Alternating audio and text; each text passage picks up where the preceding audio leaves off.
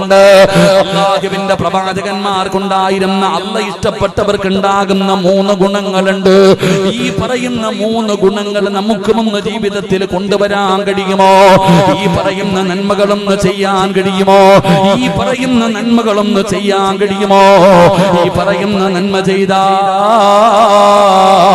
നാളെ അല്ലാഹുവിന്റെ സ്വർഗ്ഗത്തിലേക്ക് കടന്നു പോകാൻ കഴിയുമെന്ന് അല്ലാഹുവിന്റെ വിശുദ്ധമായ ഖുർആൻ ഇവിടെന്ന് പറയുമ്പോ കേൾക്കാൻ വന്നിരിക്കുന്ന ഭാര്യയോട്, ഭർത്താവിനോട്, മക്കളോട്, മാതാപിതാക്കളോട്, ചെറുപ്പക്കാരോട് എനിക്ക് നിങ്ങളോട് പറയാനുള്ളത് 3 കാര്യമാണ്. ഈ 3 കാര്യം നിങ്ങളുടെ ജീവിതത്തിൽ നിങ്ങൾക്കൊന്ന് ചെയ്യാൻ കഴിയുമോ? ഈ പറയുന്ന 3 നന്മകളൊന്ന് നിങ്ങളുടെ ജീവിതത്തിൽ മുറുകെ പിടിക്കാൻ കഴിയുമോ? അങ്ങനെ മുറുകെ പിടിച്ചാ അല്ലാഹുവിന്റെ സ്വർഗ്ഗത്തിന്റെ അവകാശികളാ, അല്ലാഹുവിന്റെ സ്വർഗ്ഗത്തിന്റെ അവകാശികളാ. അതുകൊണ്ട് പടച്ചവനെ ഈ സദസ്സിൽ ഒരുമിച്ച് കൂടിയവരോട് പറയുന്ന വെള്ളിയാഴ്ച രാവാട്, ദുആയിക്ക് ഇജാബത്തുള്ള രാവാട്. പടച്ചവനെ അല്ലാഹു ഇതുപോലെ ഇനി ഒരു അവസരം തരണമെന്നില്ല. അതുകൊണ്ട് പടച്ചവനെ അവിടെയും ഇവിടെയും ദൂരെ മാറി നിൽക്കുന്നവരോട് പറയുകയാ, ഇത് ദുനിയാവിലെ സ്വർഗ്ഗമാ, ഇത് ദുനിയാവിലെ സ്വർഗ്ഗമാ. ഞാൻ പറയാൻ പോകുന്നത് മരണത്തിന് ശേഷമുള്ള സ്വർഗ്ഗത്തെ കുറിച്ചാ. അതുകൊണ്ട് പുറത്തും റോഡിന്റെ പരിസരത്ത് നിൽക്കുന്നവരോട് പറയുകയാ, ആദ്യം നീ ദുനിയാവിലെ സ്വർഗ്ഗത്തിൽ കേറ്. ആദ്യമൊന്ന് ദുനിയാവിലെ സ്വർഗ്ഗത്തിൽ കേറ്. ഈ സ്വർഗ്ഗത്തിൽ കേറിയ ആഖിറത്തിലെ സ്വർഗ്ഗത്തിലേക്ക് കടന്നു പോകാനുള്ള അവസരം അല്ലാഹു നിനക്ക് തരികയാ. അതുകൊണ്ട് എന്റെ പ്രിയപ്പെട്ടവരെ 3 നന്മകൾ പറഞ്ഞു തരാ. പടച്ചവനെ 3 നന്മകൾ പറഞ്ഞു തരാ. ഈ പറയുന്ന 3 നന്മകൾ നിങ്ങളുടെ ജീവിതത്തിലൊന്ന് മുറുകെ പിടിക്കാൻ കഴിയുമോ? അല്ലാഹുവിന്റെ സ്വർഗ്ഗത്തിലേക്ക് കടന്നു പോകാനുള്ള വഴിയാ. എന്റെ പ്രിയപ്പെട്ടവരെ, ഒന്നാമത്തെ കാര്യമെന്താ? അല്ലാഹുവിന്റെ വിശുദ്ധമായ ഖുർആൻ പറയുകയാ, നമ്മുടെ ജീവിതത്തിൽ ഉണ്ടാകേണ്ട ഒന്നാമത്തെ ഗുണമെന്തെന്നറിയുമോ? ഇന്നഹും കാനൂ യുസാരിഊന ഫിൽ ഖൈറാത്ത്. അല്ലാഹുവിന്റെ വിശുദ്ധമായ ഖുർആൻ പറയുകയാ, നമ്മുടെ ജീവിതത്തിൽ വേണ്ട ഒന്നാമത്തെ കാര്യം എന്തെന്നറിയോ? ഒന്നാമത്തെ കാര്യം എന്തെന്നറിയുമോ? ഇന്നഹും കാനൂ യുസാരിഊന ഫിൽ ഖൈറാത്ത്. ഒരു മനുഷ്യന്റെ മുമ്പിൽ ഒരു നന്മയെന്ന് പറയപ്പെട്ടാൽ, ഒരു നല്ല കാര്യം പറയപ്പെട്ടവനെ പിന്നെ അവന് ധൃതിയാണ്, അവന് സമാധാനമില്ല, അവന് വല്ലാത്ത വെപ്രാളമാണ്. എന്തിനാണെന്നറിയുമോ? ആ നന്മയൊന്ന് ചെയ്യണം, ആ നന്മയൊന്ന് ചെയ്യണം. ആ നന്മ ചെയ്യാതെ അവന് സമാധാനമില്ല. ആ പറയപ്പെട്ട കാര്യം ഉസ്താദന്മാര് പറഞ്ഞതാകട്ടെ, വഅദിനെ കേട്ടതാകട്ടെ, അത് നിസ്കാരമാകട്ടെ, ഖുർആനിലെ ആയത്താകട്ടെ, ദിക്റുകളാകട്ടെ, എന്തുമാകട്ടെ, ഒരു നന്മ പറഞ്ഞ പിന്നെ ധൃതിയാടോ, പിന്നെ ധൃതിയാടോ. പടച്ചവനെ അവർക്ക് സമാധാനമില്ല. അത് ചെയ്യാതെ അവർക്ക് സമാധാനം കിട്ടൂല. പടച്ചവനെ വല്ലാത്ത ധൃതിയാട്. ഇന്നഹും കാനൂ യുസാരിഊന ഫിൽ ഖൈറാത്ത്. നന്മയിൽ മത്സരിക്കുന്നവർ, നന്മയിൽ മത്സരിക്കുന്നവർ. എന്റെ പ്രിയപ്പെട്ടവരെ, അത് പ്രവാചകന്മാരുടെ ഒരു ഗുണമായിരുന്നു. അല്ലാഹ് ഇഷ്ടപ്പെട്ടവർക്ക് ഉണ്ടാകുന്ന ഒരു ഗുണമാണ്. ഒരു ഉദാഹരണം പറയട്ടെ. മഹാനായ ഖലീലുല്ലാഹി ഇബ്രാഹിം നബി അലൈഹിസ്സലാം, അല്ലാഹുവിന്റെ പ്രവാചകനായ ഇബ്രാഹിം നബി അലൈഹിസ്സലാം, ഇഹ്തത ഇബ്രാഹിം വഹുവ ഇബ്നു 80 സന. അല്ലാഹുവിന്റെ പ്രവാചകനായ ഖലീലുല്ലാഹി ഇബ്രാഹിം നബി അലൈഹിസ്സലാം, ഇബ്രാഹിം നബി അലൈഹിസ്സലാമിന് 80 വയസ്സ് പൂർത്തിയായി. ഇബ്രാഹിം നബിക്ക് 80 വയസ്സുണ്ട്. ആ 80 വയസ്സുള്ള ഇബ്രാഹിം നബി അലൈഹിസ്സലാമിനോട് അല്ലാഹുവിന്റെ കൽപ്പന വരുന്നു, ഇബ്രാഹിം നബിയേ, സുന്നത്ത് കല്യാണം നടത്തണം നബിയേ. ലോകത്ത് ആദ്യമായിട്ട് ഇബ്രാഹിം നബിയുടെ മുമ്പിലാണ് അല്ലാഹുവിന്റെ ഭാഗത്ത് നിന്ന് വഹി വരികയാ. സുന്നത്ത് കല്യാണം നടത്താൻ, മാർഗ കല്യാണം നടത്താൻ എങ്ങനെയാണ് നടത്തേണ്ടതെന്നറിയില്ല, എങ്ങനെയാണ് ചെയ്യേണ്ടതെന്നറിയില്ല. അല്ലാഹുവിന്റെ ഭാഗത്ത് നിന്ന് കൽപ്പന വരികയാ. പടച്ചവനേ, അല്ലാഹുവേ, അതാ പടച്ച റബ്ബിന്റെ കൽപ്പന വന്നപ്പോ ഇബ്രാഹിം നബി എന്ത് ചെയ്തെന്നറിയുവോ? തന്റെ കയ്യിലൊരു മഴുവിരുന്നോ, തന്റെ കയ്യിലൊരു മഴുവിരിക്കുകയാണ്. അല്ലാഹുവിന്റെ കൽപ്പന വന്ന സുന്നത്ത് കർമ്മം, അതാ സുന്നത്ത് കല്യാണം നടത്താ. ഇബ്രാഹിം നബിയുടെ കയ്യിലൊരു മഴുവിരിക്കുകയാണ്. ആ മഴുവ് കൊണ്ട് സ്വന്തമായിട്ട് ഇബ്രാഹിം നബി അലൈഹിസ്സലാം സുന്നത്ത് കല്യാണം നടത്തി. പടച്ചവനെ, മഹാനായ മുഖറബുൽ അംലാഖ് മലക്ക് ജിബ്രീൽ അലൈഹിസ്സലാം ഇറങ്ങി വരുമ്പോ പടച്ചവനെ കാണുന്ന രംഗമെന്തെന്നറിയോ? ഇബ്രാഹിം നബി രക്തത്തിൽ കുളിച്ചു നിൽക്കുകയാ. ഇബ്രാഹിം നബി രക്തത്തിൽ ഇങ്ങനെ കുളിച്ചു നിൽക്കുകയാ. ആ രംഗം കണ്ടിട്ട് യാ ഖലീലല്ലാഹ്,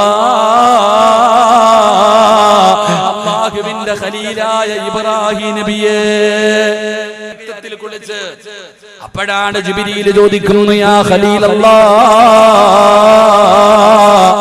അല്ലാഹുവിന്റെ ഖലീലായ ഇബ്രാഹിം നബിയെ, എന്തേ നിങ്ങൾക്കൊന്ന് ക്ഷമിച്ചുകൂടെ? ഇത് എങ്ങനെയാണ് ചെയ്യേണ്ടതെന്നൊന്ന് സൂക്ഷ്മതയോടുകൂടി ചെയ്തുകൂടെ? അപ്പോഴാണ് ഇബ്രാഹിം നബി പറയുന്നത്, അല്ലാഹുവിന്റെ കൽപ്പനയല്ലേ, പടച്ച റബ്ബിന്റെ കൽപ്പനയാണല്ലോ, എനിക്ക് ക്ഷമിക്കാൻ മനസ്സില്ല, എനിക്ക് അല്പനേരം ക്ഷമിച്ച് നിൽക്കാൻ മനസ്സില്ല. അല്ലാഹുവിന്റെ കൽപ്പന വന്നാ പിന്നെ ചെയ്യണമല്ലോ. ഇന്നഹും കാനൂ യുസാരിഊന ഫിൽ ഖൈറാത്ത്, ഒരു നന്മ പറഞ്ഞാ പിന്നെ സമാധാനമില്ല. എന്റെ പ്രിയപ്പെട്ടവരെ, ഇതൊരു വല്ലാത്ത ഗുണമാണ്, ഇത് വല്ലാത്ത ഒരു ഗുണമാണ്. ഇത് നമ്മുടെ മുൻഗാമികൾക്ക് ഉണ്ടായിരുന്നു.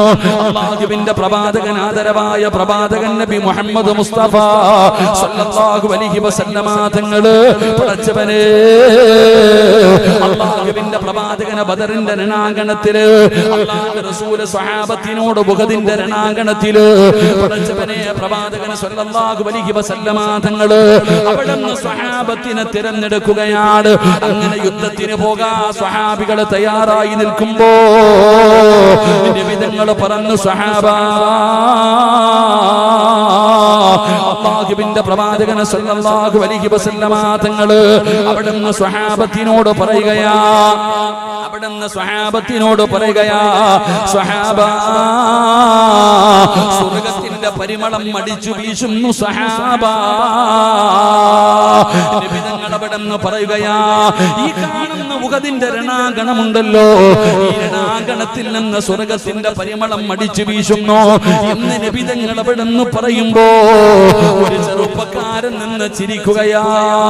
പടച്ചവനെ, മഹാനായ ഉമൈർ ഇബ്നു ഹുമാം റളിയല്ലാഹു തആല അൻഹു, ചെറുപ്പക്കാരാ പഠിക്കണം പൊന്നുമോനെ, ചെറുപ്പക്കാരാ പഠിക്കണം പൊന്നുമോനെ. അല്ലാഹുവിന്റെ പ്രവാചകന്റെ സഹാബിയായ ഉമൈർ ഇബ്നു ഹുമാം എന്ന് പറയുന്ന യുവത്വത്തിന്റെ നടുവിലൂടെ നടന്നു പോകുന്ന സുന്ദരനായ ചെറുപ്പക്കാരൻ ആ രണാങ്കണത്തിൽ നിന്നുകൊണ്ട് ചിരിക്കുകയാ. അല്ലാഹുവേ, ബഖിൻ ബഖിൻ, എനിക്ക് സന്തോഷം സന്തോഷം എന്ന് പറഞ്ഞുകൊണ്ട് ചിരിക്കുമ്പോ നബി തങ്ങൾ ചോദിക്കുന്നു, ഉമൈറേ, ഇത്ര സന്തോഷമെന്തേ ഉമൈറേ, ഇത്ര സന്തോഷമെന്തേ ഉമൈറേ? യാ റസൂലല്ലാഹ്, അല്ലാഹുവിന്റെ പ്രവാചകനോട് പറയുകയാ, നബിയേ, മാ ഹമലക അലാ ഖൗലിക, അങ്ങയുടെ വാക്ക് കേട്ടിട്ട് ഞാൻ ചിരിച്ചതാ നബിയേ. സ്വർഗ്ഗത്തിന്റെ പരിമളം അടിച്ചു വീശുന്നല്ലോ, സ്വർഗ്ഗത്തിന്റെ പരിമളം അടിച്ചു വീശുന്നല്ലോ, അതുകൊണ്ട് നബിയേ സന്തോഷം കൊണ്ട് ചിരിച്ചതാ.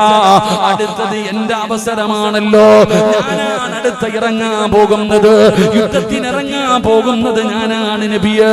ആ സന്തോഷത്തിൽ ചിരിച്ചതാണ്. അല്ലാഹുവിന്റെ പ്രവാചകനോട് ആ സ്വഹാബി ചോദിക്കുന്നു, നബിയേ, അന്നകൂന അർജൂ, നബിയോട് പറയുന്നു, നബിയേ, എനിക്ക് ആ കൂട്ടത്തിൽ പെടാൻ നബിയേ. ആ സ്വർഗ്ഗത്തിന്റെ പരിമളം അടിച്ചു വീശുന്നു, ഇന്ന് ഷഹീദാവുന്നവർക്ക് സ്വർഗമുണ്ടല്ലോ, അത് എനിക്ക് വേണം നബിയേ എന്ന് പറഞ്ഞുകൊണ്ട് തന്റെ കയ്യിലിരുന്ന കാരക്കയുണ്ടല്ലോ, ആ കാരയ്ക്ക തിന്നുന്ന സമയത്തും പോലും ആ കാരയ്ക്ക കടിക്കുന്ന സമയം പോലും എനിക്കിവിടെ നിൽക്കാൻ മനസ്സില്ലെന്ന് പറഞ്ഞ് ആ രണാങ്കണത്തിലേക്ക് കടന്നുപോയ ശഹീദായ സഹാബിയ മഹാനായ ഉമയ്ർ ബിൻ ഹുമാമ റളിയല്ലാഹു തആല അൻഹു പടച്ചവനെ സ്വർഗ്ഗമുണ്ടെന്ന് പറഞ്ഞപ്പോൾ ഇവിടെ ശഹീദാകുന്നവർക്ക് സ്വർഗ്ഗമുണ്ടെന്ന് പറഞ്ഞപ്പോ സ്വർഗ്ഗത്തിന്റെ പരിമളം അടിച്ചു വീശുന്നെന്ന് പറഞ്ഞപ്പോ തന്റെ കയ്യിൽ പിടിച്ചിരുന്ന കാരയ്ക്ക കടിക്കാൻ അത് തിന്നുന്ന സമയം പോലും എനിക്ക് ഈ ദുനിയാവിൽ നിൽക്കാൻ മനസ്സില്ല എന്ന് പറഞ്ഞുകൊണ്ട് കാരയ്ക്ക വലിച്ചെറിഞ്ഞിട്ട് ആ സ്വഹാബി യുദ്ധത്തിന്റെ രണാങ്കണത്തിലേക്ക് കടന്നുപോയി ഷഹീദായെങ്കിൽ ഈ ഗുണമാണോ നമുക്ക് വേണ്ടത്? ഈ ഗുണമാണ് നമുക്ക് വേണ്ടത്. ഒരു നല്ല കാര്യം പറഞ്ഞു കഴിഞ്ഞാൽ ബക്കറ്റിൽ പൈസ ഇടാൻ പറഞ്ഞല്ലോ, മടിയാടോ? ഇത്രയും പ്രതിഫലം പറഞ്ഞിട്ടും നമുക്ക് മടിയാട്. നമ്മൾ പടച്ചവനെ എത്ര പേരായിട്ടിരിക്കുന്നത്? 1ന് 10 ആടോ പ്രതിഫലം? ഏത് സാഹചര്യമാകട്ടെ, അല്ലാഹുവിന്റെ പ്രവാചകന്റെ പ്രിയപ്പെട്ട പൊന്നുമോള് മഹ്ദി ഫാത്തിമ ബീബി റളിയല്ലാഹു തആല ഗർഭിണിയായിരിക്കുകയാണ്. ഒരു ഗർഭിണിയായ പെണ്ണിന് ഒരുപാട് മോഹമുണ്ടല്ലോ, ഒരുപാട് ആഗ്രഹമുണ്ടല്ലോ. ആ ഗർഭിണിയായ പെണ്ണിന്റെ ആഗ്രഹങ്ങളെ സാധിപ്പിച്ചു കൊടുക്കുന്നത് ഭർത്താവിന്റെ കടമയാണല്ലോ. ഫാത്തിമ ബീബി റളിയല്ലാഹു തആല അൻഹാ അലിയാർ തങ്ങളോട് പറഞ്ഞു, അലിയേ എനിക്കൊരു റുമ്മാമ്പഴം കഴിക്കണം അലിയേ. ഗർഭിണിയായ ഫാത്തിമയുടെ ആഗ്രഹമാണ് ഒരു റുമ്മാമ്പഴം കഴിക്കണം, ഒരു റുമ്മാമ്പഴം കഴിക്കണം. ഭാര്യയുടെ ആഗ്രഹമാണല്ലോ, ഗർഭിണിയായ ഭാര്യയുടെ മോഹമാണല്ലോ. മഹാനായ സയ്യിദുനാ അലി ഇബ്നു അബീ ത്വാലിബ് റളിയല്ലാഹു തആല അൻഹു റുമ്മാമ്പഴം വാങ്ങാൻ പോകുകയാണ്. പടച്ചവനെ അങ്ങനെ റുമ്മാമ്പഴവും വാങ്ങിച്ചിട്ട് തിരിച്ചു വരുമ്പോ ഒരു പാവപ്പെട്ട മനുഷ്യൻ കടന്നു വരികയാണ്, ഒരു ദരിദ്രനായ മനുഷ്യൻ കടന്നു വരികയാണ്.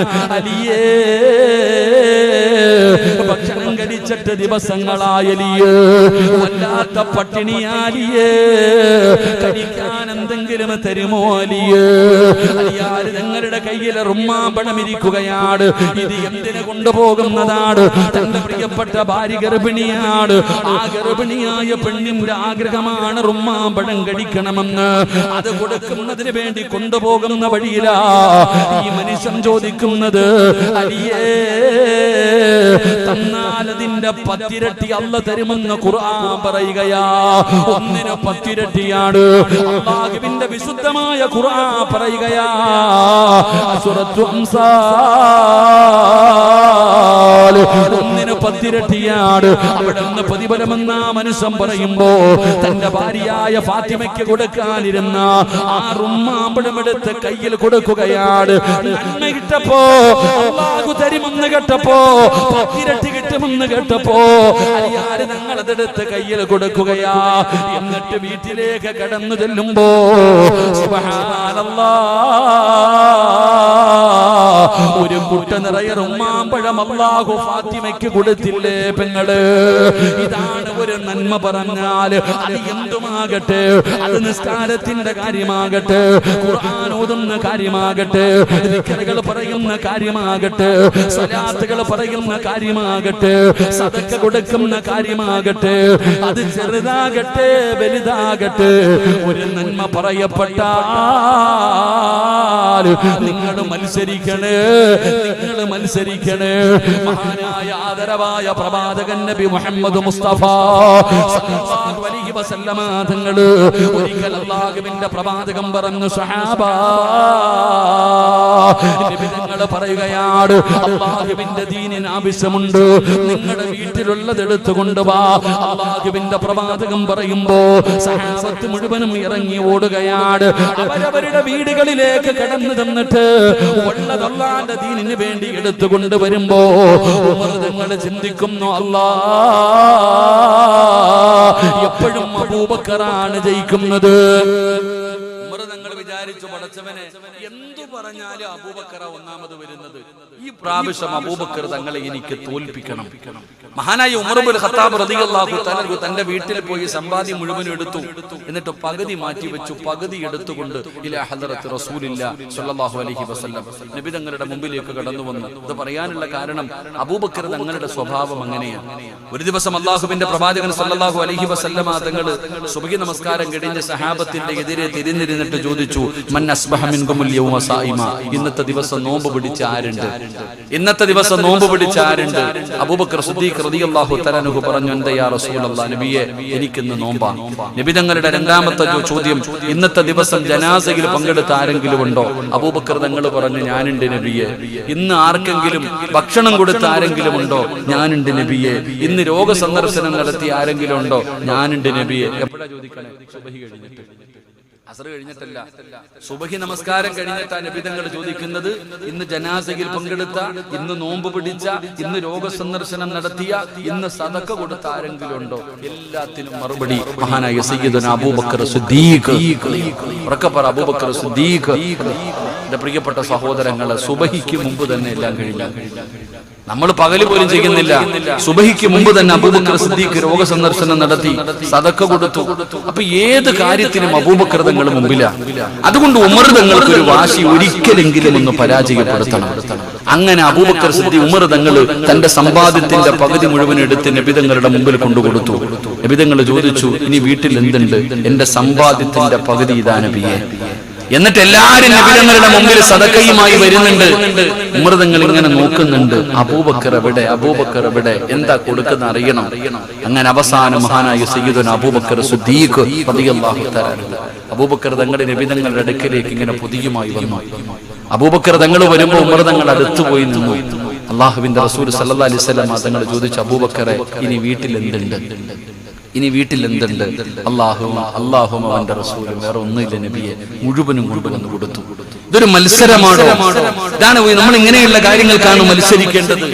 നന്മകൾക്ക് വേണ്ടി നമ്മൾ മത്സരിക്കണം. ഈ വഅദ് എല്ലാവരും കേൾക്കുന്നുണ്ട്. ആർക്കും എല്ലാ മൊബൈലിലും വഅദ. ഉറങ്ങുന്നത് തന്നെ എന്നോട് തന്നെ പലരും പറയാറുണ്ട്, സിറാജ് ഉസ്താദെ, നിങ്ങളുടെ വഅദ് കേട്ടിട്ടാ ഞാൻ ഉറങ്ങുന്നേ എന്ന്. അല്ലാഹു ഈമാൻ തരുമാറാകട്ടെ. ഉറക്കപ്പുറം ഈമാൻ തരുമാറാകട്ടെ. എന്താ പറയണേ? ഉസ്താദ്, നിങ്ങളുടെ വഅദ് കേട്ടിട്ടാ ഞാൻ ഉറങ്ങുന്നതെന്ന്. ഞാൻ മനസ്സിലാക്കുന്നത് എന്റെ വഅദ് കേട്ടാ ഉറക്കം വരുമെന്നാണ് ഞാൻ ചിന്തിക്കുന്നത്. ഉസ്താദ്, നിങ്ങളുടെ വഅദ് കേട്ടിട്ടാ. എടാ, ഏത് മൊബൈൽ എടുത്തു നോക്കിയാലും വഅദുണ്ട്. ഏതെങ്കിലും ഉസ്താദിന്റെ വഅദുണ്ട്. അതിനിടയിൽ 2 സിനിമയുമുണ്ട്. അല്ലാഹു കാത്തിരക്ഷിക്കുമാറാകട്ടെ. ഏത് മൊബൈൽ എടുത്തു നോക്കിയാലും, ഇന്ന് നോക്കിക്കേ, TV ഒന്നും ഇപ്പൊ എവിടെ നോക്കിയാലും, ബസ്സാകട്ടെ ട്രെയിനാകട്ടെ, ഒന്ന് കണ്ട അടുത്തിരിക്കുന്ന ആളെ പോലും അറിയില്ല. എല്ലാം മൊബൈലില്ല. ഇരുന്ന് സിനിമ കാണാം, സീരിയൽ കാണാം, കരയുന്നവരില്ലേ. ഞാനും സുൽഫി ഉണ്ടെന്ന് തോന്നുന്നു. എനിക്ക് ജനശതാബ്ദിയിൽ ഇങ്ങനെ യാത്ര പോകുമ്പോ ഞാൻ നോക്കുമ്പോ അപ്പുറത്തെ സൈഡിൽ ഇരുന്നിട്ട് ഒരു പെണ്ണിങ്ങനെ ആദ്യം എന്തൊക്കെയോ വലിയ ശബ്ദത്തിൽ ഫോൺ വിളിക്കുന്നുണ്ട്. ചില ആൾക്കാർ അങ്ങനെ, എന്തിനാ അല്ലാ ഫോൺ വിളിക്കണേ, പറഞ്ഞാൽ മതി എന്ന് തോന്നുന്നു. അങ്ങനെ ശബ്ദത്തിലൊക്കെ ഫോൺ വിളിച്ച് കുറച്ച് കഴിഞ്ഞപ്പോ ഈ പെണ്ണിരുന്ന് കരയുന്നുണ്ട്. അപ്പൊ നമ്മൾ വിചാരിച്ചു, പടച്ചോനെ, ചിലപ്പോ ആരെങ്കിലും മരിച്ചിട്ടുണ്ടാകും, അല്ലെങ്കിൽ എന്തെങ്കിലും പ്രയാസം ഉണ്ടായിട്ട് അതുകൊണ്ടായിരിക്കും ഇവര് കരയുന്നതെന്ന്. റെയിൽവേ സ്റ്റേഷനിൽ ഇറങ്ങാൻ നേരത്ത് ഇങ്ങനെ ഇറങ്ങി പോകുമ്പോ ഞാൻ നോക്കി എന്താന്ന് നോക്കുമ്പോ ഈ പെണ്ണ് സീരിയൽ കണ്ടിട്ടായിരുന്നു കരയുന്നത്. അള്ളാഹു നമുക്ക് ഈമാൻ തരുമാറാകട്ടെ. നമ്മുടെ ഉമ്മത്തിന്റെ അവസ്ഥ ഇതാണ്. അതുകൊണ്ട് ഞാൻ പറയുന്നത്, എന്റെ പ്രിയപ്പെട്ടവരെ, ഒരു നന്മ പറയപ്പെട്ടാൽ ആ നന്മ ചെയ്യാൻ ധൃതി കാണിക്കണം. അത് ജീവിതത്തിൽ മുറുകെ പിടിക്കണം. അള്ളാഹു ഭാഗ്യം തരുമാറാകട്ടെ. അപ്പൊ എല്ലാവർക്കും സുഖമല്ലേ? കുറച്ചെണ്ണം പോയി. സുഖമല്ലേ? ഞാൻ നിങ്ങൾക്ക് ഒരു നന്മ പറഞ്ഞു തരാം. ഇൻഷാ അല്ലാഹ് ഇന്ന് മുതൽ നിങ്ങളുടെ ജീവിതത്തിൽ മുറുകെ പിടിക്കാൻ ഒരു നന്മ ഞാൻ പറഞ്ഞു തരാം. കഷ്ടപ്പാടില്ല, ഉറക്കമൊഴിയണ്ട, പ്രയാസമില്ല. ഈ നന്മ ചെയ്താൽ നിങ്ങൾ രക്ഷപ്പെടും. അള്ളാഹു ചെയ്യാൻ ഭാഗ്യം തരുമാറാകട്ടെ. ചെയ്യുവോ? അല്ലാഹുവേ, ഈ ഇൻഷാ അല്ലാഹ് പറയുന്ന അതേ ശബ്ദത്തിൽ മരിക്കുന്ന സമയത്ത് ഷഹാദത്ത് കലിമ ഉറക്കെ പറഞ്ഞു മരിക്കാൻ ഭാഗ്യം കൊടുക്കണേ അല്ലാഹ്. ഇൻഷാ അല്ലാഹ് പോരാ, ഇൻഷാ അല്ലാഹ് ഒരു നന്മ പറഞ്ഞു തരട്ടെ. ചെയ്യുവോ? ചെയ്യാമെന്ന് നിയ്യത്ത് ചെയ്യുന്നവരൊക്കെ ഒന്ന് കൈപൊക്കിക്കേ. ഇനി പൊക്കാത്തവര് നന്മ എന്താന്ന് കേട്ടിട്ട് ഞാൻ ഒന്നുകൂടെ ചോദിക്കാം. ഇപ്പൊ നന്മ എന്താന്ന് പറഞ്ഞില്ലല്ലോ, നന്മ എന്താണെന്ന് ഞാൻ പറഞ്ഞില്ലല്ലോ. എന്റെ പ്രിയപ്പെട്ടവരെ, ഞാൻ നിങ്ങൾക്കൊരു നന്മ പറഞ്ഞു തരാം.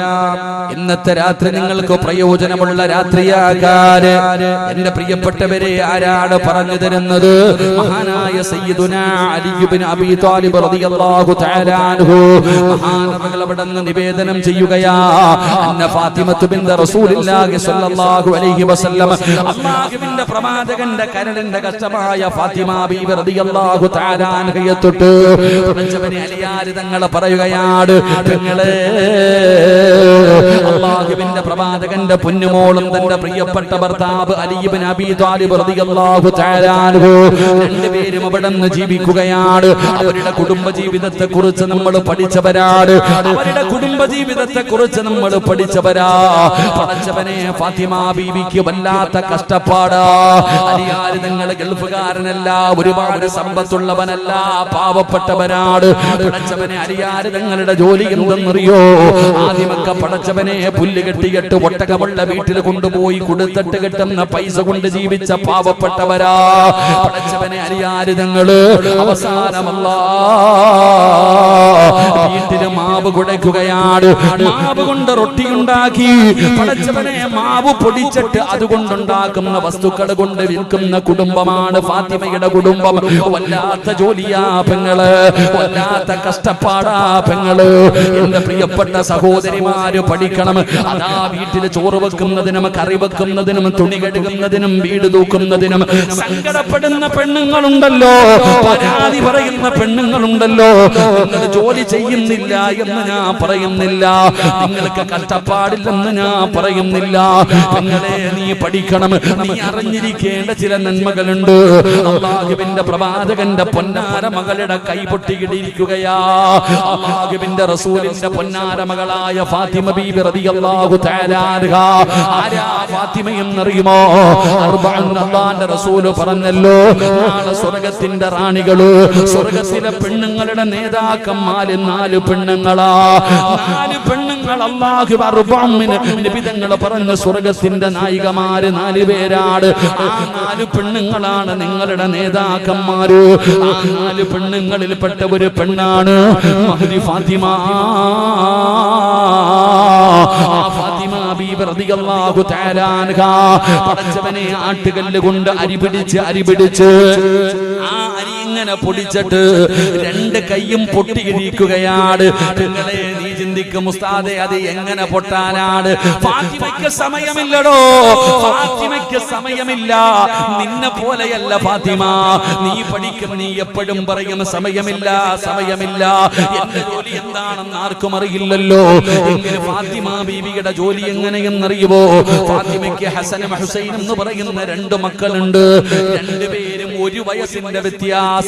ഫാത്തിമയുടെ ഹസനും ഹുസൈൻ റളിയല്ലാഹു തആല അൻഹു 2 പേർക്കും 1 വയസ്സിന്റെ വ്യത്യാസമേ ഉള്ളൂ. ഫാത്തിമ ബീവി റളിയല്ലാഹു തആല അൻഹാ ഈ 2 മക്കളെയും തൊട്ടിലിൽ കിടത്തിയിട്ട് കൈകൊണ്ടാട്ടാ സമയമില്ല, കൈകൊണ്ടാട്ടി ഉറക്കാ സമയമില്ല. ഫാത്തിമ എന്ത് ചെയ്യുമെന്നറിയോ? ആ കാലിൽ ഒരു കയറ് കെട്ടിയിട്ട് അല്ലാഹുവേ, ഇങ്ങനെ മാവ് പൊടിക്കുമ്പോ കാലിൽ കയറ് കെട്ടിയിട്ട് കാലുകൊണ്ട് ആട്ടിയാട്ടിയാ മക്കളെ ഉറക്കിയിരുന്നത്. നിങ്ങൾക്ക് ചരിത്രമെടുത്ത് വായിച്ചു നോക്കാം. ഇത് സീരിയലിന്റെ കഥയല്ല, ഇത് സിനിമാ കഥയല്ല. അല്ലാഹുവിന്റെ റസൂലിന്റെ കരളിന്റെ കഷ്ടമായ ഫാത്തിമ ബീവി റളിയല്ലാഹു തആല അൻഹയുടെ കുടുംബ ജീവിതമാണ് പറയുന്നത്. പടച്ചവനെ, മാവ് പൊടിച്ചു ഫാത്തിമയുടെ കൈ പൊട്ടിയിരിക്കുകയാ. ഫാത്തിമ ബീവി റളിയല്ലാഹു തആല അൻഹാ പടച്ചവനെ വാപ്പാനെ കാണാൻ പോവുകയാണ്. അലിയാർ തങ്ങളോട് സങ്കടം പറഞ്ഞപ്പോ പൊട്ടിയ കൈ കാണി കൊടുത്തിട്ട് സങ്കടം പറയുമ്പോ അല്ലാഹുവിന്റെ പ്രവാചകൻ പറഞ്ഞു, നബി തങ്ങളുടെ മകളതാ ഭർത്താവിനെ കൈ കാണിച്ചു കൊടുത്തിട്ട് പറഞ്ഞു, എന്റെ കൈ പൊട്ടി വല്ലാത്ത പ്രയാസമാ. സങ്കടത്തിലിരിക്കുന്ന ഫാത്തിമയെ കണ്ടപ്പോ അലിയാർ തങ്ങൾ പറഞ്ഞു, ഫാത്തിമ, വീട്ടിൽ ചെന്നിട്ട് വാപ്പയോട് പറ, ഒരടിമയെ തരാൻ. ഒരുപാട് അടിമകളുണ്ടല്ലോ, നീ ചോദിച്ചാ വാപ്പ നിനക്കൊരടിമയെ തന്നാൽ വീട്ടിലെ ജോലികൾ ചെയ്യിപ്പിക്കാമല്ലോ, നിനക്കൊരു സഹായമാകുമല്ലോ. അതുകൊണ്ട് നീ ചെന്നിട്ട് നബി തങ്ങളോട് ഒരടിമയെ ചോദിക്കൂ. ഫാത്തിമ ബീവി റളിയല്ലാഹു തആല അൻഹ അങ്ങനെ അല്ലാഹുവിന്റെ റസൂൽ എന്ന പിതാവിനെ കാണാൻ പോകുകയാ. പെങ്ങളെ, നബി തങ്ങളെ തെരഞ്ഞു പോകുമ്പോ ഫാത്തിമ ചെല്ലുമ്പോ വാപ്പ വീട്ടിലില്ല. അല്ലാഹുവിന്റെ റസൂൽ എവിടോ പോയിരിക്കുകയാണ്.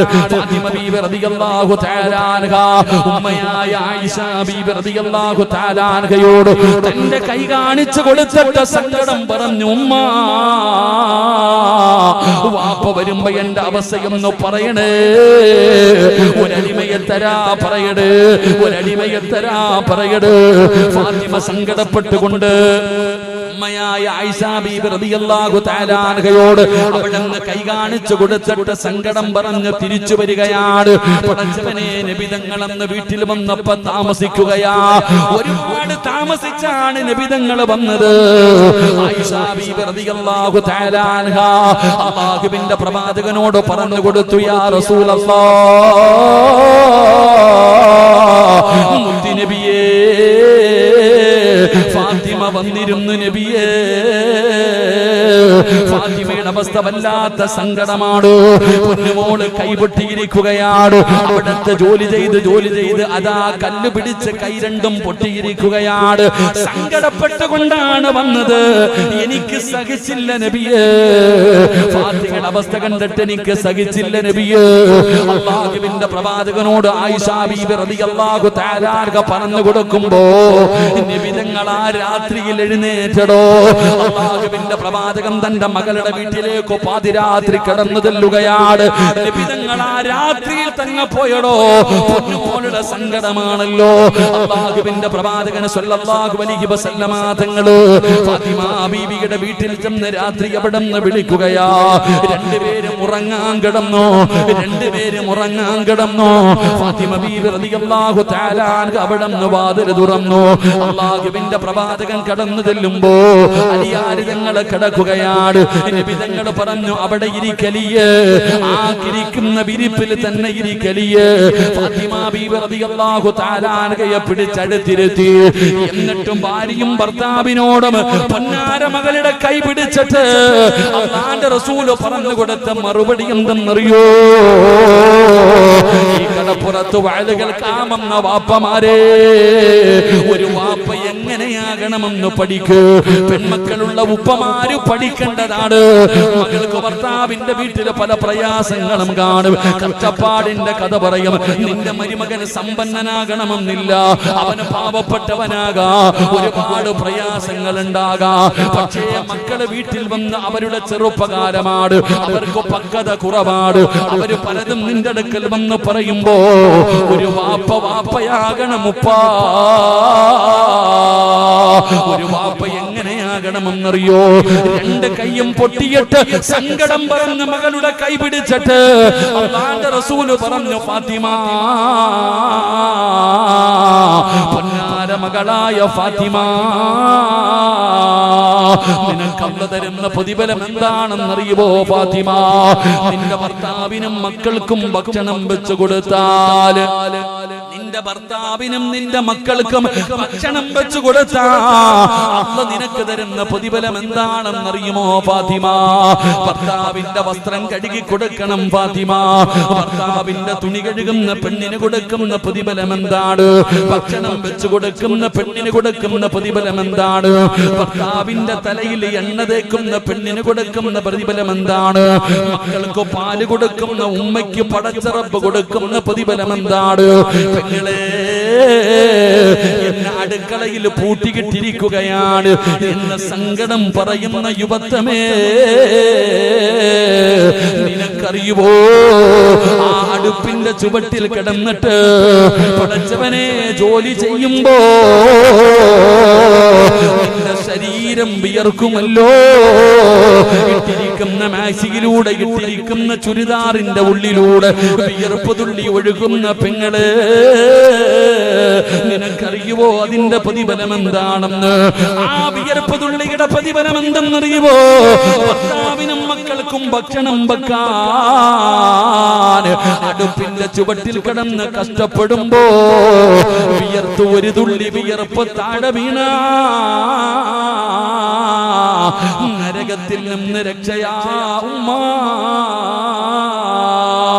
നീ നിന്റെ ഭർത്താവിന്റെ തുണി കഴുകി കൊടുക്കൂ, ഭർത്താവിന് ഭക്ഷണം വെച്ചു കൊടുക്കൂ, ഭർത്താവിന്റെ തലയിൽ എണ്ണ തേച്ചു കൊടുക്കൂ. നിന്റെ മക്കൾക്ക് പാല് കൊടുക്കുന്ന പെങ്ങള് ജിഹാദിന്റെ കൂലിയാ മോളെ. 2 വയസ്സുവരെ നിന്റെ ആരോഗ്യം പരിഗണിക്കാതെ നിന്റെ മക്കൾക്ക് നീ പാല് കൊടുത്താ ശഹീദാ ജിഹാദിന്റെ കൂലി അല്ലാഹു തരും പെങ്ങള്. ഭർത്താവിന്റെ മുഖത്ത് നോക്കി ചിരിക്കൂ, ഭാര്യയുടെ മുഖത്ത് നോക്കി ചിരിക്കടോ. കണ്ടവന്റെ മുഖത്ത് നോക്കി ചിരിക്കുന്നില്ല, കണ്ടവന്റെ ഭാര്യയുടെ മുഖത്ത് നോക്കി ചിരിക്കുന്നില്ല. എങ്കിലും വാഴ കഴിഞ്ഞ് വീട്ടിലേക്ക് കടന്നു ചെല്ലുമ്പോൾ നിന്റെ പ്രിയപ്പെട്ട ഭാര്യയുടെ മുഖത്ത് നോക്കി ഒന്ന് ചിരിക്കാൻ പറ്റുമോ? പെങ്ങളെ, നിനക്കും മടിയാ മോളെ. ഭർത്താവിന്റെ മുഖത്ത് നോക്കിയിട്ട് ചിരിക്കാൻ നിനക്കും മടിയാ. എന്റെ പ്രിയപ്പെട്ടവരെ, അങ്ങനെ ചിരിക്കണം പെങ്ങള്. ഭർത്താവിന്റെ മുഖത്ത് നോക്കിയിട്ട് പരിഹസിക്കലല്ല, കളിയാക്കലല്ല. ആത്മാർത്ഥമായി സ്നേഹത്തോടെ നിന്റെ ഭർത്താവിന്റെ മുഖത്ത് നോക്കിയൊന്ന് പുഞ്ചിരിക്ക്. അതാ ജോലി കഴിഞ്ഞ് കടലിൽ പോയി മീൻ പിടിച്ച് വിയർത്തൊലിച്ച് വൈകുന്നേര സമയത്ത് ശരീരം തളർന്നുകൊണ്ട് വീട്ടിലേക്ക് കയറി വരുന്ന ഭർത്താവിന് വീടിന്റെ കവാടത്തിൽ കാത്തു നിന്നിട്ട് വീട്ടിലേക്ക് ക്ഷീണിച്ച് കടന്നു വരുന്ന ഭർത്താവിനെ പുഞ്ചിരിക്കുന്ന മുഖത്തോടെ സലാം പറഞ്ഞ് സ്വീകരിച്ച് വീട്ടിലേക്ക് കയറി വരുമ്പോ നിന്റെ ചുമലിൽ കിടക്കുന്ന, നിന്റെ തലയിൽ കിടക്കുന്ന ഷാളിന്റെ ഒരു തുമ്പെടുത്ത് ഭർത്താവിന്റെ നെറ്റിത്തടമൊന്ന് തുടച്ചു കൊടുക്ക്. പെങ്ങളെ, ഇതിനാണ് കുടുംബജീവിതം എന്ന് പറയുന്നത്. അതുകൊണ്ട് അല്ലാഹുവിന്റെ പ്രവാചകനോട് എന്റെ പൊന്നാര മകളായ ഫാത്തിമ ബീബി റളിയല്ലാഹു തആല അൻഹ കൈ കാണിച്ചു കൊടുത്തിട്ട് പറയുകയാണ്, അല്ലാഹുവിന്റെ റസൂല കൈ പിടിച്ചിട്ട് ഫാത്തിമയോട് പറയുന്നു, ഫാത്തിമ, വീട്ടിൽ വന്ന് അടിമയെ ചോദിച്ചല്ലോ, എങ്കിൽ അതിനെക്കാളും നിനക്ക് പ്രയോജനം ചെയ്യുന്ന ഒരു നന്മ ഞാൻ പറഞ്ഞു തരട്ടെയോ? അല്ലാഹുവിന്റെ സ്വർഗത്തിലേക്ക് കടന്നു പോകാൻ, പടച്ചറപ്പിന്റെ സ്വർഗത്തിലേക്ക് കടന്നു പോകാ നിനക്ക് ഞാനൊരു നന്മ പറഞ്ഞു തരട്ടെയോ ഫാത്തിമ? അലിയാര് ഞങ്ങൾ അടുത്തിരിക്കുന്നുണ്ട്. പറഞ്ഞതാ വാപ്പാ, പറഞ്ഞതാ വാപ്പാ. വീട്ടുജോലിയിൽ കഷ്ടപ്പെട്ട് കൈപൊട്ടിയിരുന്ന പൊന്നുമോള് പരാതി പറഞ്ഞപ്പോ, ഒരടിമയെ ചോദിച്ചപ്പോ അല്ലാഹുവിന്റെ റസൂല് പറഞ്ഞു കൊടുത്ത നന്മ എന്തെന്നറിയുവോ ഫാത്തിമ? അടിമയെ കിട്ടുന്നതിനേക്കാൾ നിനക്ക് പ്രയോജനമുള്ള അല്ലാഹുവിന്റെ സ്വർഗത്തിലേക്ക് കടന്നു പോകാൻ കഴിയുന്ന ഒരു നന്മ ഞാൻ പറഞ്ഞു തരട്ടെയോ? പറഞ്ഞതാ വാപ്പാ. നബി തങ്ങൾ പറഞ്ഞു കൊടുത്തു, ഫാത്തിമ, കിടന്നുറങ്ങുന്നതിന് മുമ്പ് സുബ്ഹാനല്ലാഹ്, അൽഹംദുലില്ലാഹ്, അല്ലാഹു അക്ബർ 33 പ്രാവശ്യം സുബ്ഹാനല്ലാഹ്, 33 പ്രാവശ്യം അൽഹംദുലില്ലാഹ്, 33 പ്രാവശ്യം അല്ലാഹു അക്ബർ എന്ന് പറ ഫാത്തിമ. അത് നിനക്ക് പ്രയോജനമുണ്ടെന്ന് നബി മുഹമ്മദ് മുസ്തഫ സല്ലല്ലാഹു അലൈഹി വസല്ലമ തങ്ങൾ പറയുമ്പോ, പെങ്ങളെ, അലിയാര് തങ്ങൾ പറയുകയാ, ഫമാ തറക്തുഹാ ബഅദ സമിഅതുഹാ മിൻ റസൂലില്ലാഹ്. അന്ന് നബി തങ്ങൾ ഇത് പറഞ്ഞതിന് ശേഷം അല്ലാഹുവിന്റെ റസൂൽ അന്ന് രാത്രി ആ വിരിപ്പിൽ പിരിച്ചിരുത്തിയിട്ട് നബി തങ്ങൾ പറഞ്ഞതിന് ശേഷം മരിക്കുന്ന കാലം വരെ ഞാൻ മുടക്കിയിട്ടില്ല സഹാബ. മരിക്കുന്ന കാലം വരെ അലിയാര് ഞങ്ങളത് മുടക്കിയിട്ടില്ല, ഫാത്തിമ ബീബി അത് മുടക്കിയിട്ടില്ല. ഖുർആൻ പറഞ്ഞു, ഇന്നഹും കാനൂ യുസാ യുസാരിഊന ഫിൽ ഖൈറാത്ത്.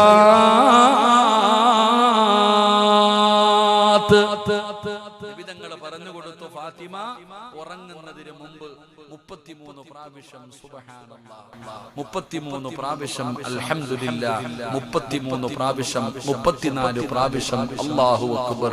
ഇത് നീ പറ, ഇത് നിനക്ക് പ്രയോജനമുണ്ടെന്ന് ആദരവായ പ്രവാചകൻ നബി മുഹമ്മദ് മുസ്തഫ, ആദരവായ പ്രവാചകൻ നബി മുഹമ്മദ് മുസ്തഫ നിസ്കാരം കഴിഞ്ഞിട്ട് പറയുന്നില്ല, ഇനിയാ ഇപ്പൊ ഉറങ്ങാൻ നേരത്ത് പറയാ.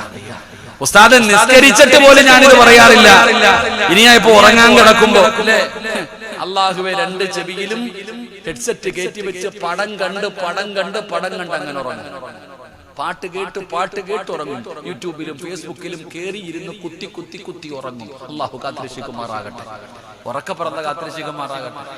ഒരു കാര്യം ഓർത്തോ, നീ സിനിമ കണ്ടുകൊണ്ടാണ് നീ ഉറങ്ങുന്നതെങ്കിൽ, സിനിമ അവസാനമായിട്ട് നീ കണ്ടത് നിനക്ക് ഉപകാരമുള്ളൂ. നീ ചിന്തിക്കണം. ഒരാള് സിനിമ കണ്ടുകൊണ്ട് ഇങ്ങനെ കിടന്ന് ഉറങ്ങുന്ന സമയത്താണ് നീ മരിക്കുന്നതെങ്കിൽ, നാളെ പരലോകത്ത് വരുമ്പോഴും ആ രംഗത്തിലാ വരുന്നത്. അല്ലാഹു കാക്കുമാറാകട്ടെ. അതുകൊണ്ട് ആ നന്മ ചെയ്തുകൊണ്ട് വേണം മരിക്കാൻ പറയുന്നത്. അതുകൊണ്ട് ഇൻഷാ അല്ലാഹ് ഇന്ന് മുതൽ എന്ത് പറയണം? 33 പ്രാവശ്യം സുബ്ഹാനല്ലാഹ്, അൽഹംദുലില്ലാഹ്, അല്ലാഹു അക്ബർ.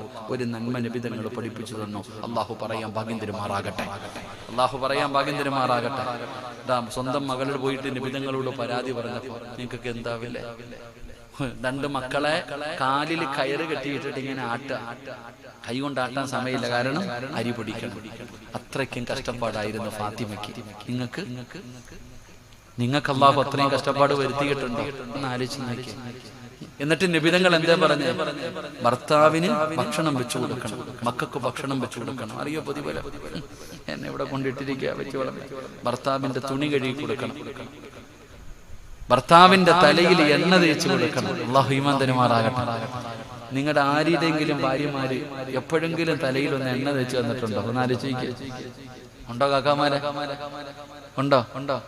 ഏതെങ്കിലും ഒരു ഭാര്യ തലയിൽ എണ്ണ തേച്ച് തന്നത് ഓർമ്മയുള്ള ഭർത്താക്കന്മാരെന്ന് കൈവക്കിക്കുക. ഈ അടുത്ത കാലത്ത് എപ്പോഴെങ്കിലും? ഭാഗ്യവാന്മാര്. പെണ്ണുങ്ങൾ ഇരുന്ന് ചിരിക്കുക. ഇനി അങ്ങാരുടെ കഷണ്ടിയിൽ തേച്ചു കൊടുക്കാത്തതിന്റെ കുഴപ്പം കൂടെ ഉള്ളു. ഇപ്പോഴും ഒന്നുകൂടെ കെട്ടാൻ നടക്കുക. ഞാൻ ഇനി എണ്ണയല്ല തേച്ചു കൊടുക്കുന്നു. അല്ലാഹു നമുക്ക് ഈമാൻ തരുമാറാകട്ടെ.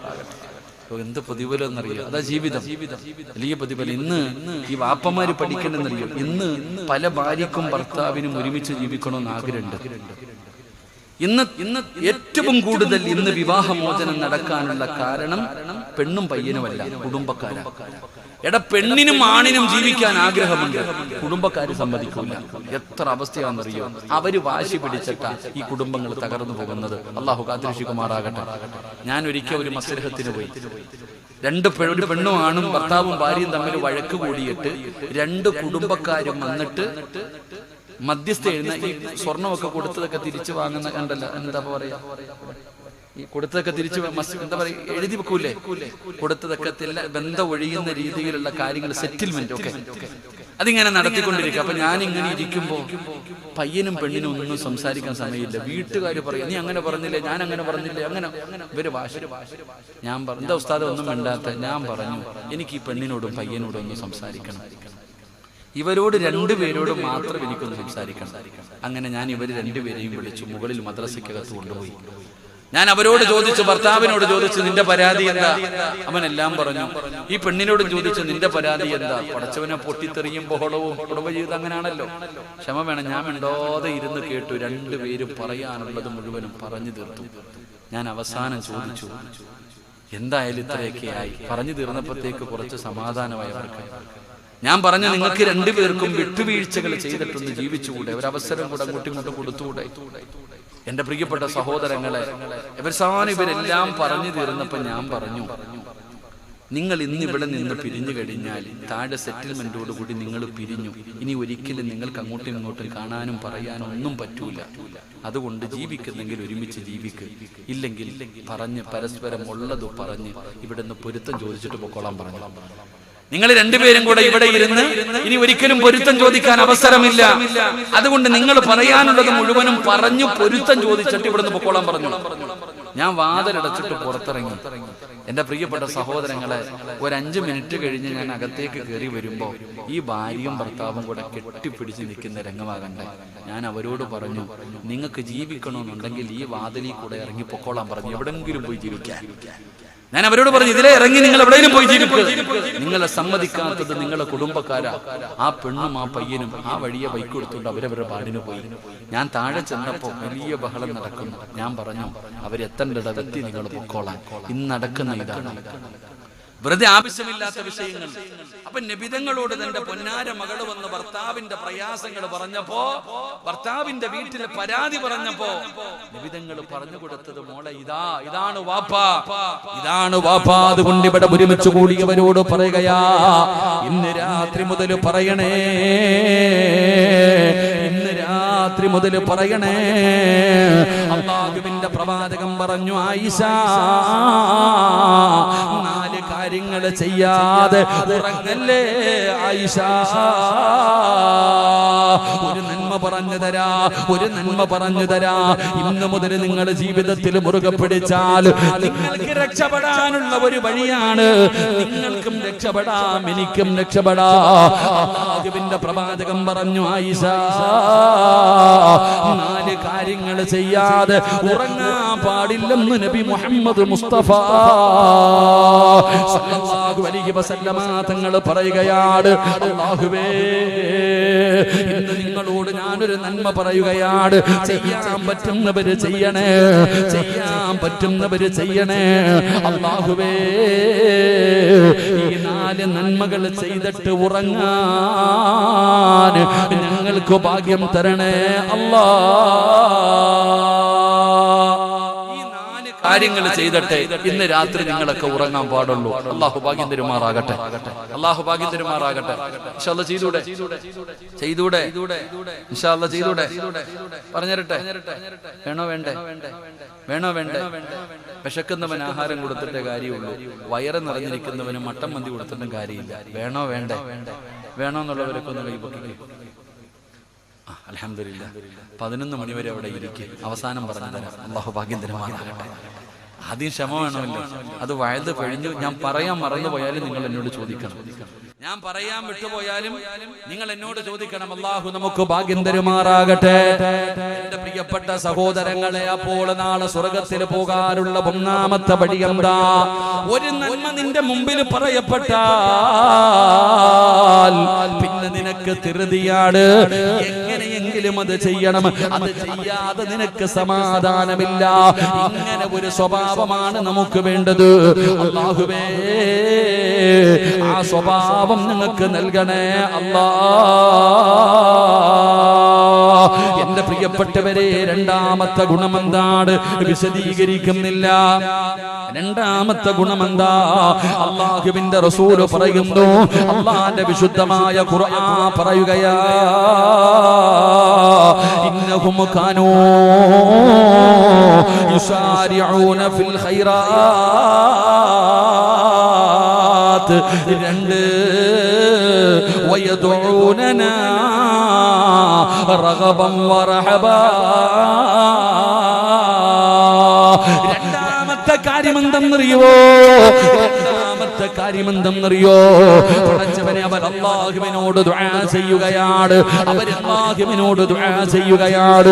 ഏറ്റവും പ്രയാസകരമായ സമയങ്ങളിൽ, വളരെ ബുദ്ധിമുട്ടിന്റെ സമയത്ത്, പടച്ചവനെ, ഏത് പ്രതിസന്ധിയിലും, ഏത് പ്രതിസന്ധിയിലും, എന്ത് ബുദ്ധിമുട്ട് വന്നാലും അവർ അല്ലാഹുവിനോട് ദുആ ചെയ്യുകയാ.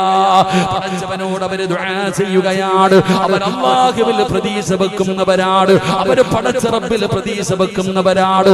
എന്റെ പ്രിയപ്പെട്ട സഹോദരാ, മഹാനായ ഖലീലുല്ലാഹി ഇബ്രാഹിം നബി അലൈഹിസ്സലാം, അല്ലാഹുവിന്റെ പ്രവാചകനായ ഇബ്രാഹിം നബി അലൈഹിസ്സലാം, നമ്രൂദ് എന്ന് പറയുന്ന ഭരണാധികാരി പിടിച്ചുകൊണ്ടുവരികയാണ്.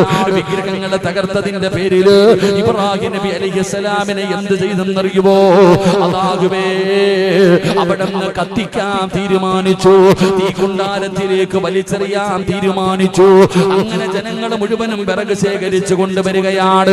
പലരും നേർച്ച ചെയ്തടോ, പലരും നേർച്ച ചെയ്യുക ചെയ്യുകയാ എന്റെ രോഗം മാറണാൻ.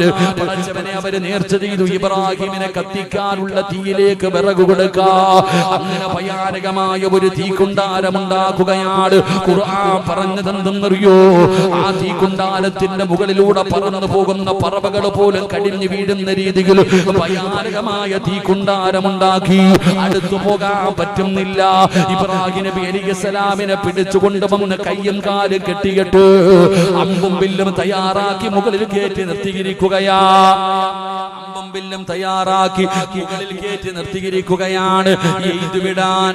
എയ്തുവിടുന്നതിന് വേണ്ടി ഇബ്രാഹിം നബി അലൈഹിസ്സലാമിനെ ആ തീക്കുണ്ടാരത്തിലേക്ക് എയ്തുവിടാൻ പോകുമ്പോ അതാ വരുന്ന മുഖറബുൽ അംലാക്കും മലക്ക് ജിബ്രീൽ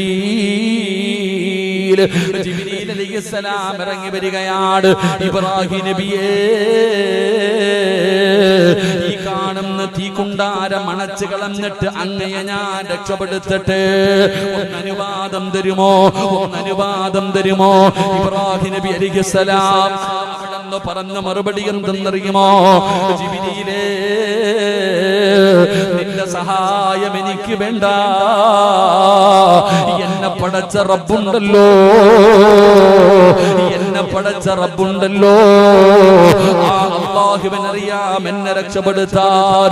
പടച്ചവനെ അതാ അല്ലാഹുവിൽ പ്രതീക്ഷ വെക്കുകയാണ്. പടച്ച റബ്ബിനോട് പറയുകയാണ്, എന്റെ പ്രിയപ്പെട്ടവരെ, ഖുൽ യാ നാറു കൂനി ബർദൻ വസലാമൻ അലാ ഇബ്രാഹീം.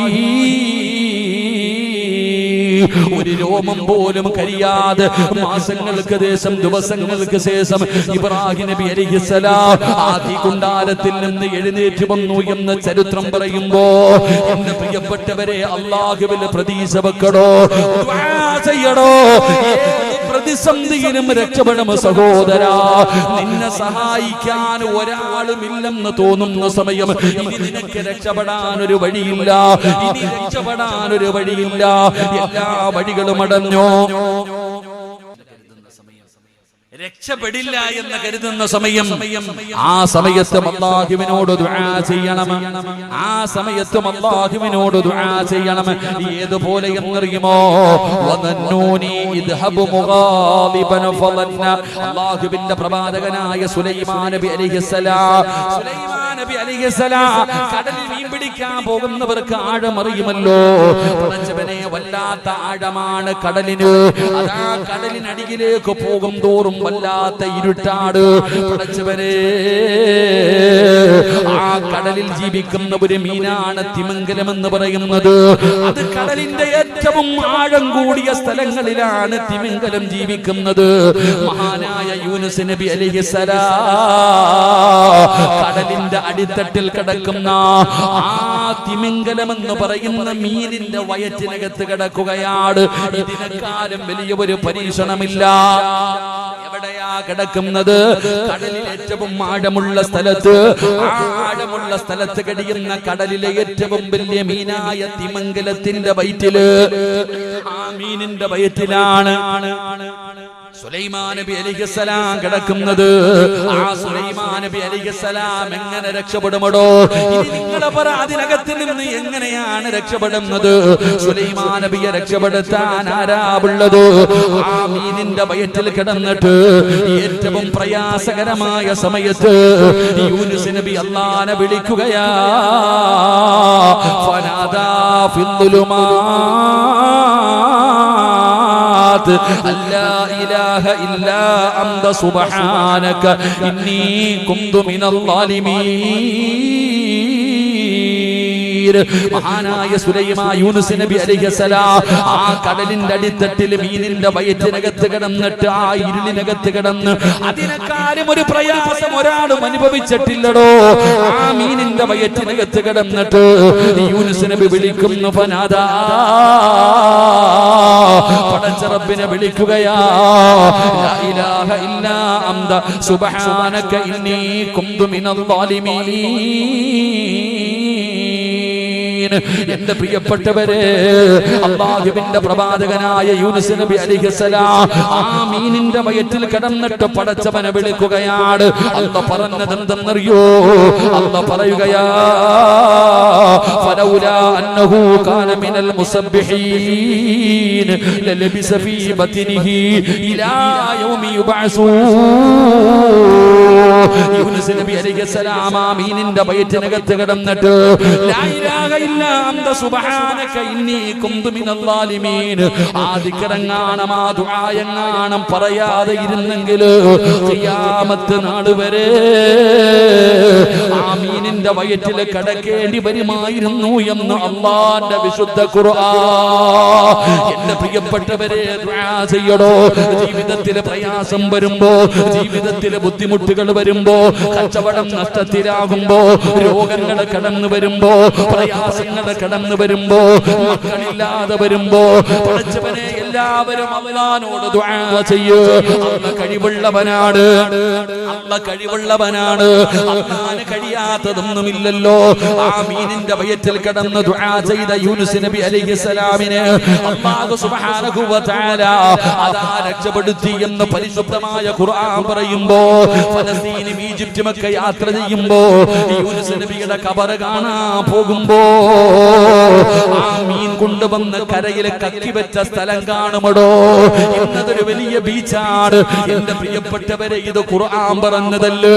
അതുകൊണ്ട് അല്ലാഹുവിന്റെ സ്വർഗ്ഗത്തിലേക്ക് കടന്നു പോകുന്ന അടിമയ്ക്ക് വേണ്ട രണ്ടാമത്തെ ഗുണമെന്തെന്നറിയോ? അവൻ അല്ലാഹുവിലെ പ്രതീക്ഷ വെക്കുന്നവനാ, പടച്ചവനിലേക്ക് ദുആ ചെയ്യുന്നവരാ. ഈ സദസ്സിൽ ഒരുമിച്ച് കൂടിയ വാദിന് വന്നപ്പോ പലരും പറഞ്ഞ ഒരു കാര്യം, ഉസ്താദേ, വിവാഹം കഴിഞ്ഞ് 5 കൊല്ലമായി 10 കൊല്ലമായി മക്കളില്ല. സങ്കടം പറഞ്ഞ ഒരുപാട് പേരുണ്ടടോ, സങ്കടം പറഞ്ഞ ഒരുപാട് പേരുണ്ടടോ. മക്കളില്ലാത്തവർക്ക് ഞാനൊരു ചരിത്രം പറഞ്ഞു തരട്ടെ. മക്കളില്ലാതെ കഷ്ടപ്പെടുന്ന ഒരുപാട് പേരുണ്ടല്ലോ. നിങ്ങൾക്ക് ഞാനൊരു ചരിത്രം പറഞ്ഞു തരാ. എന്റെ പ്രിയപ്പെട്ടവരെ, മക്കളില്ലാത്തവരെ കാണുമ്പോ പെണ്ണുങ്ങൾ ചോദിക്കും, ഒന്നുമായില്ലേ? സ്നേഹം കൊണ്ടല്ല പെങ്ങള്, അതൊരു കളിയാക്കലാ. എന്നോട് തന്നെ ഒരു സഹോദരി പറഞ്ഞു, ഉസ്താദ്, ഒരു ഫംഗ്ഷനും പോകില്ല, കല്യാണ വീടുകളിൽ പോകില്ല, ആളുകൾ കൂടുന്ന ഒരു സ്ഥലത്തും ഞാൻ പോകില്ല. എന്താണ് കാരണമെന്ന് ചോദിക്കുമ്പോ ആ പെണ്ണ് പറഞ്ഞ മറുപടി എന്തെന്നറിയോ? ഈ ചോദ്യം സഹിക്കാൻ പറ്റുന്നില്ല ഉസ്താദേ.